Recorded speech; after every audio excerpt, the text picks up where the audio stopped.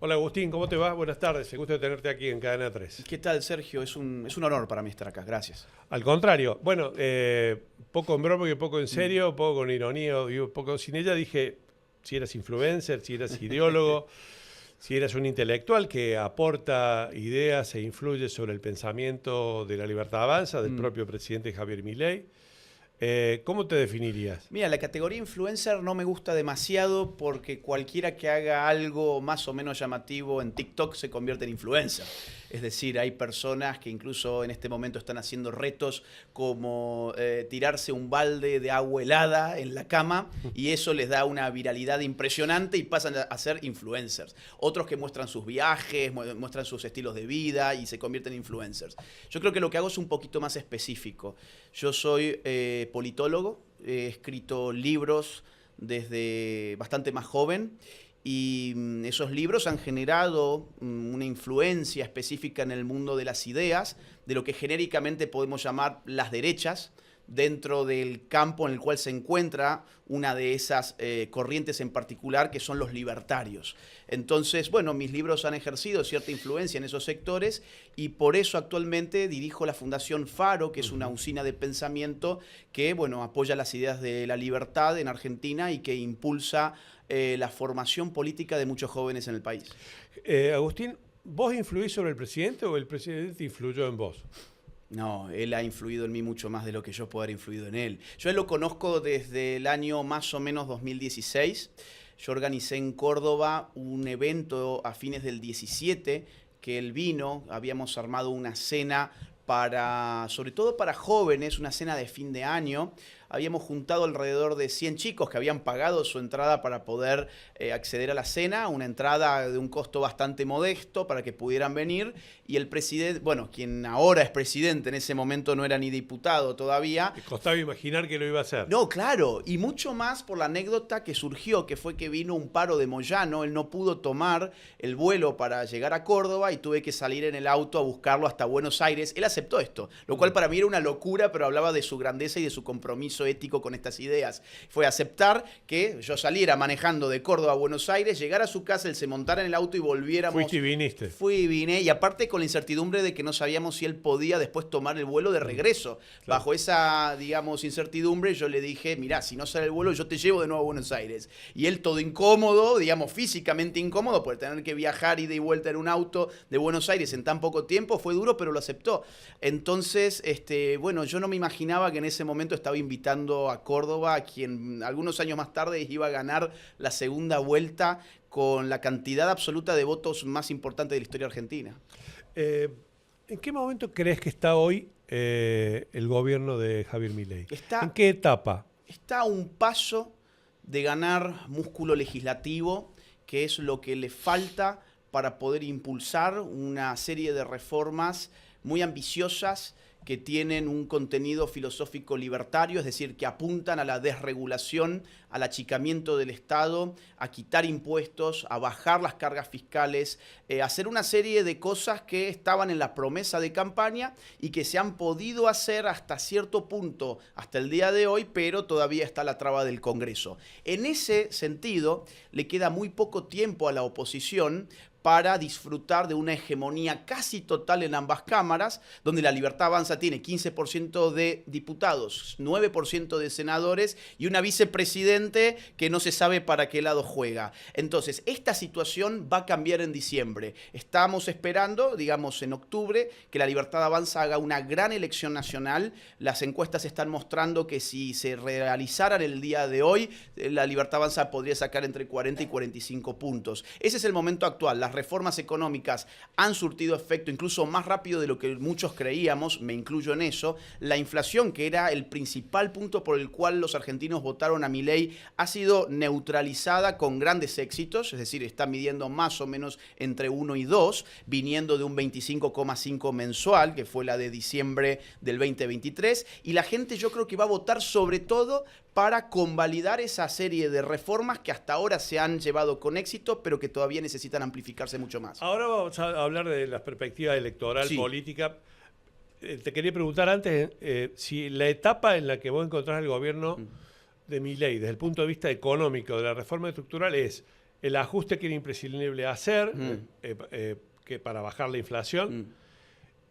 Más allá de la actitud de la oposición o no, después la podemos valorar. ¿Viene una etapa en la que esto se va a mantener o lo que ya se consiguió, se incorporó la idea de que no hay que tener déficit sino superávit, etcétera? ¿En qué etapa de la economía ubicás el proceso económico que es esencial hoy para el gobierno? Mira, lo que ha pasado en estos meses, en este año y medio, ha llegado para quedarse. Es decir, lograr equilibrio fiscal no es negociable para el gobierno. Ya lo hemos visto que están dispuestos a vetar cualquier tipo de ley, bajo cualquier tipo de excusa que ponga en riesgo esa ancla que es la ancla fiscal. El fundamento principal de la economía política del gobierno nacional es lograr superávit fiscal. Tal además son sus compromisos con el Fondo Monetario Internacional. Es decir, eso no está en juego, eso no se negocia. Incluso, si le rechazan el veto, él va a ir a la justicia y va a tratar de dilatar en la justicia todo lo posible para lograr que llegue diciembre, que haya músculo legislativo para revertir todo lo que se ha hecho recientemente. Entonces, en términos económicos, lo que hemos visto es hasta ahora hasta donde se ha podido llegar y a partir del año próximo va a haber una profundización de este modelo. Se le va a hacer pagar a la política un ajuste mucho más férreo del que hasta ahora se le ha hecho pagar, que ha sido ciertamente sustancial. Es decir, por ejemplo, más de 50.000 empleados públicos han sido desafectados o, por ejemplo, se han cerrado innumerables chiringuitos o negocios de la casta política, desde fondos como el FISU hasta ministerios enteros como el de la mujer. Es decir, aquí hay un gran mito, que es el mito de aquí no se ha hecho ajuste sobre la política, no se ajustó la casta. Mentira. Lo que principalmente se ajustó fue el Estado y sobre todo el Estado nacional, porque ahora hay que esperar a ver qué hacen los estados provinciales también con esto. Ojo, también un ajuste ortodoxo que afecta a las cuentas del bolsillo de cada uno. También era ineludible hacerlo. Es ineludible. A ver, ha sido tal el grado de desastre económico que generó el kirchnerismo, sobre todo en su último gobierno, que es inevitable que no nos cueste a todos reacomodar las cuentas. Es imposible creer que uno va a seguir como siempre, como si nada, en un contexto de ajuste. Aún así, ese contexto de ajuste nos habían dicho que, número uno, no iba a servir para domar la inflación. Mentira, sirvió y los efectos se vieron muy rápidamente. Número 2, dijeron que no íbamos a poder salir de la brutal recesión que iba a generar. Mentira, ya Argentina crece interanualmente alrededor de un 7%. Luego dijeron que la pobreza se iba a multiplicar y que íbamos a tener de 70, 80 y hasta 90% de pobres en el país. Yo llegué a escuchar hasta hace pocos meses. Y lo que ocurrió con la pobreza fue todo lo contrario. Es decir, al domar la inflación, al neutralizar la inflación, que es el impuesto más nefasto para quienes menos tienen pudieron reacomodar su situación y has tenido una caída de la pobreza de 25%. 11 millones de personas en Argentina salieron de la pobreza en apenas un año y medio. Y esto que podría parecer una suerte de propaganda oficial, no es tal porque se está estudiando en el extranjero. La cantidad de pedidos de universidades, de las más importantes del mundo, que está recibiendo Javier Milei para ir a hablar a ellas y explicar lo que se hizo en Argentina, sí, es impresionante. Es más, a ver, te cuento, a mí me llamaron de Oxford hace algunos meses pidiéndome cómo podían hacer para invitar a Javier Milei a su casa madre para poder dar una charla. Incluso Stanford, si mal no recuerdo, hasta hace poco estuvo también por Stanford. Es decir, grandes universidades ven esto y no dicen esto es humo ideológico, es propaganda. Dice, vamos a estudiar qué está pasando en Argentina, cómo han logrado 25% de caída de pobres en un año y medio. Cuando yo te preguntaba por la etapa nueva que viene, también tiene que ver con esto. Normalmente las sociedades incorporan como un bien, un logro, y cambian la demanda. Ya se ve en unos cuantos sondeos de opinión, encuestas, cambios de demanda. Sí. O sea, es muy probable que los argentinos, una buena parte de ellos, voten a Milei agradeciendo la baja de la inflación, sí, pero ha cambiado la demanda. Sí, ahora empieza a cambiar la demanda. De hecho, ya ha cambiado. Es decir, las encuestadoras están viendo que la inflación, que era el puesto número 1 por lejos en el 2023, ahora está en el tercer puesto a veces. Lo que está subiendo es el desempleo. Es es decir, en la consideración de la opinión pública. Sí. Sin embargo, eso ya se empieza a revertir en los números también. Es decir, en los últimos meses ha habido un pequeño repunte del empleo. Y lo otro lo que estaba subiendo en algún momento era la pobreza, como, digamos, demanda de la sociedad, de la opinión pública para la política. Que tiene que ver con los ingresos. Que tiene que ver con los ingresos. Con llegar a fin de mes. Exactamente, pero otra vez, eso en todo caso es un buen síntoma para el gobierno porque significa que ha resuelto uno de los grandes problemas que hasta hace un año y medio estaban en el tope del ranking y ahora han empezado a caer. Y otro de los grandes temas que estaba segundo en el ranking era la inseguridad.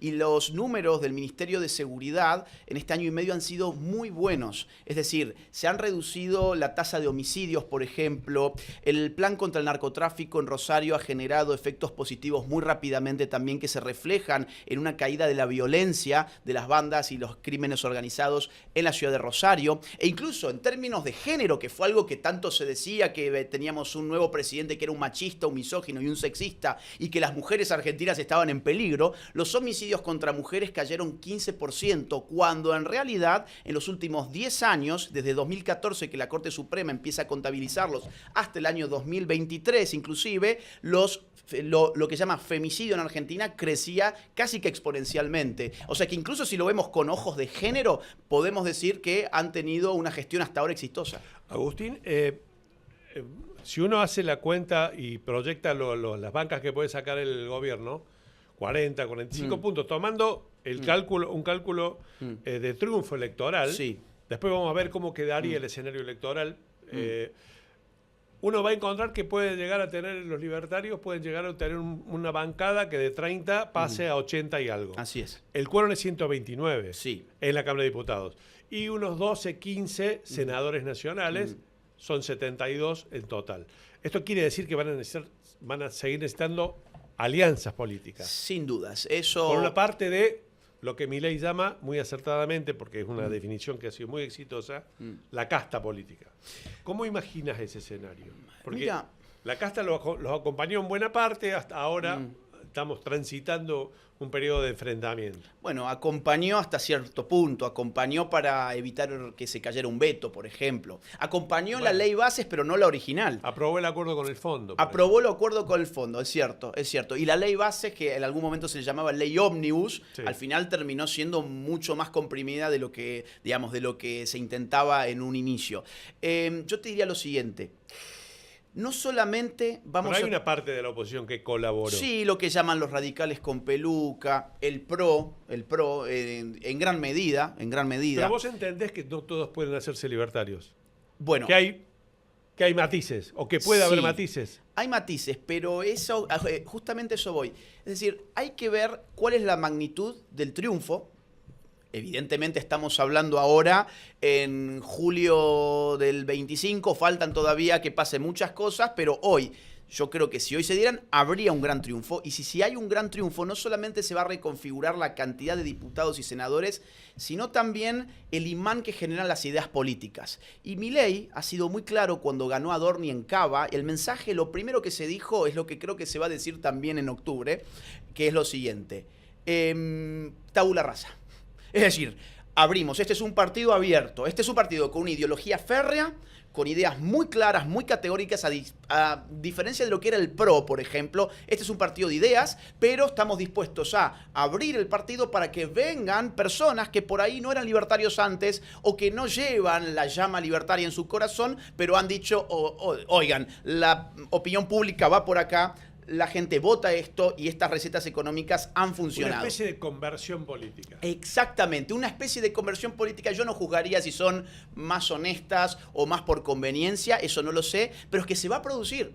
Depende, insisto, de la magnitud del triunfo. Va a haber gente que va a decir, bueno, basta, yo no puedo seguir remando con una ideología que está petrificada, que responde a años que ya han pasado, la idea del Estado presente. Fíjate cómo todos esos discursos muy kirchneristas oficialistas, aparte, han quedado en desuso. Ya ni ellos se animan ni a hablar en lenguaje inclusivo, ni a hablar del patriarcado, ni a hablar del Estado presente, ni de la redistribución de la riqueza, salvo un Grabois, salvo un Kicillof para la tribuna en cierto sector de la provincia de Buenos Aires, en la tercera sección. Ahí se animan más o menos, pero es un discurso muy desgastado. Fíjate lo que le costaba a Cristina Kirchner enarbolar un discurso político cuando la ponen presa en su casa. No sabía qué recurrir y tiraba manotazos de ahogado hablando de Macri. Es decir, ellos están discursivamente muy perdidos. En cambio, el gobierno nacional tiene una ideología muy categórica, muy férrea, y va a haber un espacio de los que van a quedar descolocados después de octubre y van a decir, mira, vamos a plegarnos a esto, vamos a ayudar a esto.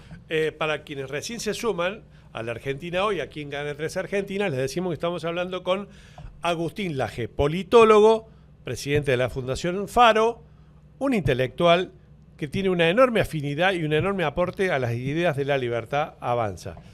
¿Vivís en Córdoba o vivís en España o vivís dando conferencias por ahí? Mira, mi ritmo de vida es bien complicado porque yo estoy haciendo un doctorado en España, en Navarra. Eso implica que yo tenga que estar alrededor de 4 meses en España por año. Estoy además 4 meses en Córdoba por año y los otros 4 meses estoy en realidad en cualquier otra parte dando conferencias. A mí hace varios años, desde el 2017, me invitan muchos de otros países a dar conferencias. Entonces recorro todo el continente americano, algo del europeo, invitado generalmente por fundaciones, por ONGs, incluso por iglesias, por ejemplo. A veces las iglesias evangélicas, que tienen una visión conservadora de las cosas, me suelen invitar también en algunos países. Entonces viajo mucho, alrededor de entre 10 y 15 días por mes estoy afuera. Te lo pregunto porque tu nombre es un nombre muy mencionado como primer candidato a diputado de los libertarios en la provincia de Córdoba. Bueno, ¿tenés una aspiración? Mirá, yo soy consciente de que en algún momento me va a tocar descender al barro político. Creo que eso va a ser casi inevitable. Si vos me preguntás, ¿te agradaría? ¿Es lo que vos querés? Bueno, yo te respondería, ya no importa de lo que yo quiero. En este momento lo que hay que empujar es un proyecto político y donde el presidente me considere que yo debo estar, pues allí estaré. Ahora, a cortísimo plazo, hay un impedimento material, objetivo, casi imposible de sortear, que es que tengo que terminar el doctorado y lo termino en medio año del año próximo. Es decir, me queda todavía medio año de lo que sería el 2026, con lo cual la cosa sería en realidad bien, bien complicada. Milei te tiene que convencer para que seas candidato ahora en el último domingo de octubre. Mira, a Milei no le gusta la política, ni las roscas, ni las negociaciones. Yo no creo que él me tenga que convencer. Pero si él te lo pide. Te dice, mira, bueno, te necesito como primer candidato en Córdoba. No lo sé, tendría que hablar antes con mi familia también. Sería bien complicado. A ver, decir nunca o no de una forma categórica aquí sería incluso tonto, porque las cosas se podrían acomodar, pero en principio sería casi imposible. Lo pregunto porque hay quienes dicen que el próximo martes, o lunes, perdón, en la fiesta de la derecha Fest, aquí en Córdoba, en la que vos sos uno de los protagonistas, va a venir el presidente y que por ahí el presidente te da un empujoncito ahí. No creo. No, eso no va a ocurrir. Es más, estoy 99% que no va a ocurrir por lo que te digo. Milei no es una persona que esté calculando la rosca política. Él está en la parte de la gestión y de la batalla cultural. Milei tiene una concepción del poder que depende de 3 grandes variables: la batalla por la gestión, la batalla política y la batalla cultural. Milei lo que más le divierte, ya lo ha dicho hace poco, es la batalla cultural. Ahora, la batalla de la gestión, él supervisa Ministerio de Economía, Ministerio de Desregulación, distintas áreas del gobierno nacional, pero la batalla política en realidad está en cabeza de Karina. Allí están también, por ejemplo, los Menem, pero también de otro lado está Francos, está Santiago Caputo. Es decir, son nombres de los que manejan la cosa política, no es Javier Milei el que vaya a estar en el día a día de eso. Está bien. Contame qué va a pasar en la derecha Fest. ¿Cómo son estas fiestas? Bueno, ¿Son una fiesta o son un acto partidario? No, un acto político. A ver, mira, se han hecho hasta ahora 2. Una en Buenos Aires el año pasado, que reventó de gente, es decir, tuvimos incluso sobre demanda, hubo gente que quería ir y ya no tenía entradas. Es una jornada entera de conferencias. En el caso de Buenos Aires, si mal no recuerdo, además se vendían cervezas, tragos, gaseosas, o sea, para todos los gustos. Y había momentos de interacción donde el público salía a escuchar música, había un momento muy comunitario, digamos así. Luego se hizo en Montevideo, en Uruguay, o sea, llevaron el formato Uruguay, esto fue en mayo de este año, y también fueron, mira, 1.500 2.500 personas en Uruguay, una cosa brutal en un país que además gobierna el socialismo del siglo XXI. Y ahora se hace en Córdoba, entiendo que la capacidad es para 2.500 personas, van a haber varios oradores, yo no me acuerdo ahora el número, pero deben ser más o menos 8, entre los cuales, además de quien te está hablando, está el presidente Milei, está Diego Recalde, el cineasta, muy televisado últimamente además, está Nicolás Márquez, un escritor que es biógrafo de Milei además autor de un montón de otros libros. Va a ir también el Gordo Dan, es decir, el tuitero o el influencer, si querés, más importante del gobierno. Y va a ir Javier Negre, que es director de La Derecha Diario, que es un medio de comunicación alternativo que ha crecido de una manera exponencial en los últimos años. Entonces, bueno, van a hacer una serie de conferencias. Esperamos que esté lleno, es decir, la receptividad del público cordobés es muy alta. No en vano Milei cerró la segunda vuelta, la campaña de segunda vuelta en Córdoba, y en Córdoba sacó 74% y un poco más. Entonces creemos que eso va a ser un gran éxito. ¿Vos crees que Córdoba se hizo libertaria o crees que Córdoba es fuertemente antikirchnerista? En primer lugar no es lo mismo. No, en primer lugar es fuertemente antikirchnerista. El kirchnerismo nunca ganó en Córdoba, siempre le ha ido muy mal. Incluso allí donde arrasó en casi todo el país, por ejemplo, en la época Alberto Fernández, en Córdoba no podían ganar. Aquí ganó Labaña, ganó Wiener, por ejemplo, como candidato presidencial. Exactamente. Y ganó Macri. Ganó Macri, por supuesto. Ahora, yo te diría, en primer lugar, Córdoba es antikirchnerista. Pero además, Córdoba es una provincia conservadora, con lo cual le hace tener una simpatía natural por la filosofía libertaria. Porque el conservador, por naturaleza, desconfía del Estado. El conservador, además, por ejemplo, todas las causas progresistas las mira con recelo, las cuestiones del género que fueron muy fuertes en el kirchnerismo, también el macrismo, cosa que no se suele decir, el aborto que lo habilitó el macrismo y lo consumó el kirchnerismo, las cuestiones de estas causas tipo indigenistas, feministas, todos esos ismos al conservador le incomodan mucho. Córdoba yo creo que es bastante conservadora, en la época del aborto lo confirmamos además empíricamente, y el gobierno nacional tiene una cosmovisión contraria a la agenda progresista, a la agenda woke. ¿Cómo encaja el peronismo de Córdoba en ese esquema? Que viene gobernando desde hace 20 y tantos años. Yo creo que el peronismo de Córdoba está muy avejentado. Ha sido superior, sin embargo, que las gestiones radicales que fueron incluso más desastrosas, con lo cual el cordobés termina confiando por el peronismo cordobés en la medida en que no se confunda con el kirchnerismo. Esa era como la condición, digamos. Pero ha quedado viejo, a tal punto yo sé por gente que está ahí adentro que esperan una paliza en octubre.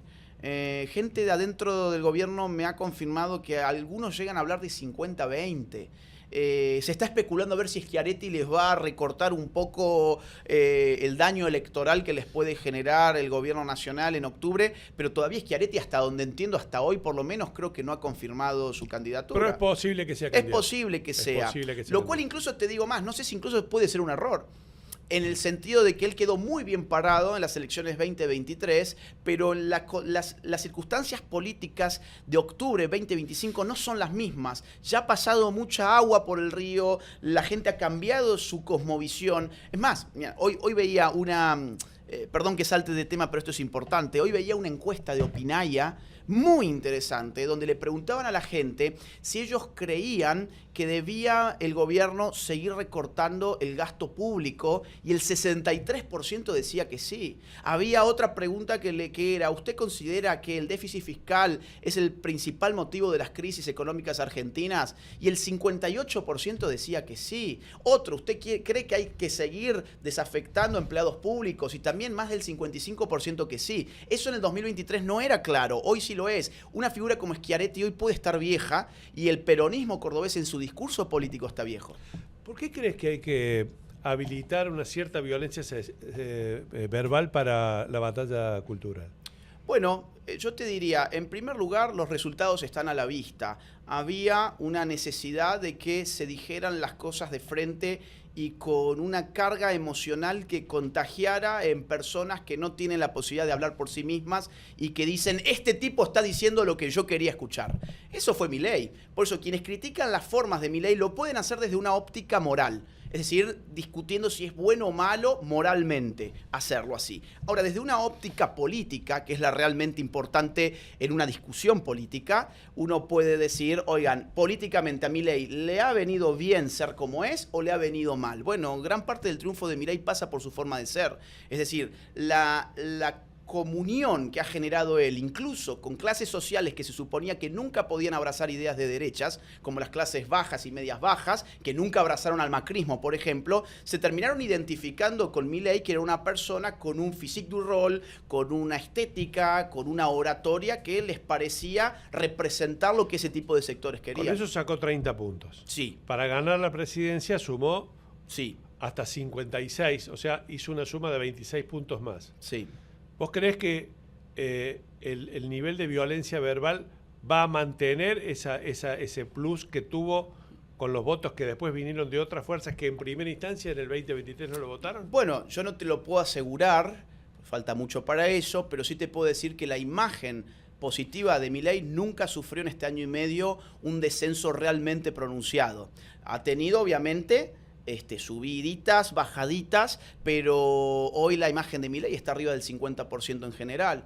Entonces, lo que se discutía, que era el concepto luna de miel, apenas se le asumió, hoy podemos decir la luna de miel nunca se acabó. Es decir, creo que lo menos que yo le vi en imagen pública deben haber sido 42, 43 puntos en febrero, marzo de este año, y eso volvió a subir de una manera muy significativa. O sea, ¿qué te respondo con esto? Que yo no sé si a la gente le molesta tanto que Milei tenga formas rudas para con sus opositores, sobre todo contra sus opositores políticos tipo Cristina Kirchner, Axel Kicillof y ese tipo de gente que genera indignación en el gran público. Vos sabés que se nos terminó el tiempo. Yo creo que vamos a volver a hablar muy pronto porque vas a ser candidato, pero vos me decís que no.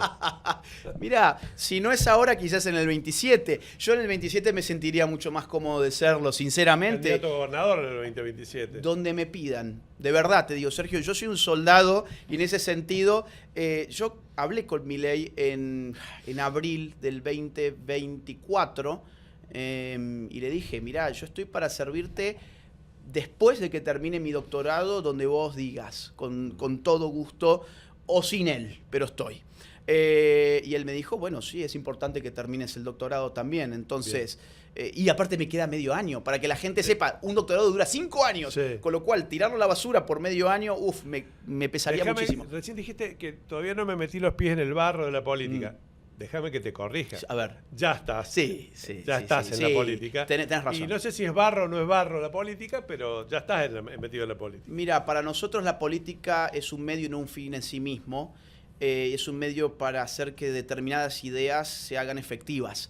Y en ese sentido tenés razón. Es decir, en la medida en que estas ideas están permeando el aparato del Estado y están generando cambios, acciones. y yo empujando estas ideas, transformándolas en acciones desde mi humilde lugar, es cierto, tenés toda la razón. Se nos terminó el tiempo, te lo dije ya 2 veces, pero este programa no termina sin que yo te pida que recomiendes un libro. Uno o varios, puede ser uno para empezar. Mira, uno para empezar, te diría Sobre el poder, de Bertrand de Jouvenel, un filósofo político francés que escribió en el siglo XX y que disecciona perfectamente cómo el poder tiende a crecer de manera casi indefectible a pesar de los limitantes que creemos nosotros que imprimimos en él.